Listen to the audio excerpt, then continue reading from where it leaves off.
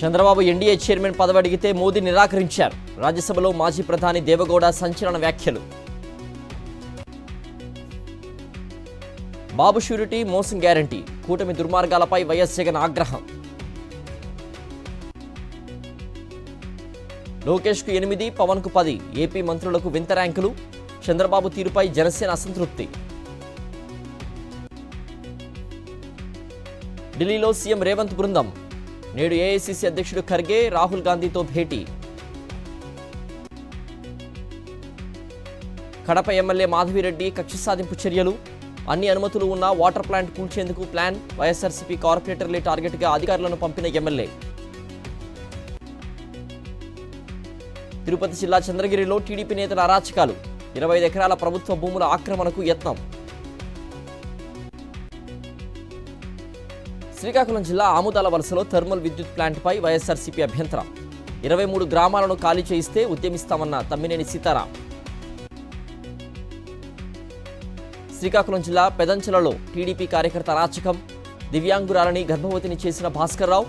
ఇల్లు తుడిచేందుకు వచ్చిన యువతిపై అఘాయిత్యం. కూటమి సర్కార్ రైతులకిచ్చిన హామీలపై వైఎస్ఆర్సీపీ పోరుబాట.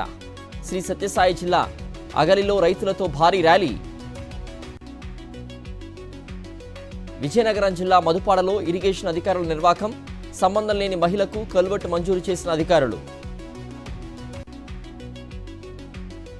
పక్కా గృహాల కోసం సీఎం చంద్రబాబుపై ఫైర్ అయిన పేద ప్రజలు. నంద్యాలలో సిపిఐ పార్టీ ఆధ్వర్యంలో భారీ ర్యాలీ.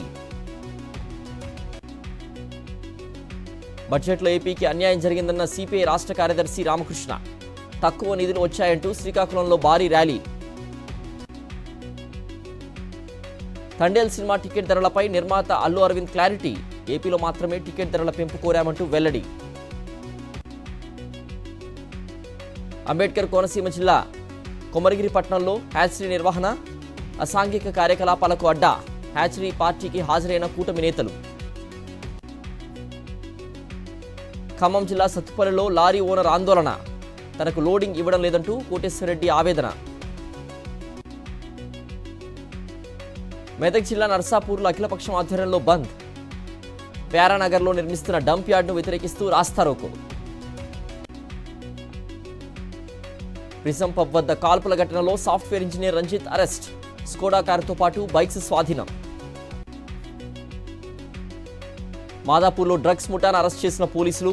25 గ్రాముల కొకైన్, 15 గ్రాముల ఎండిఎంఏ డ్రగ్స్ సీజ్.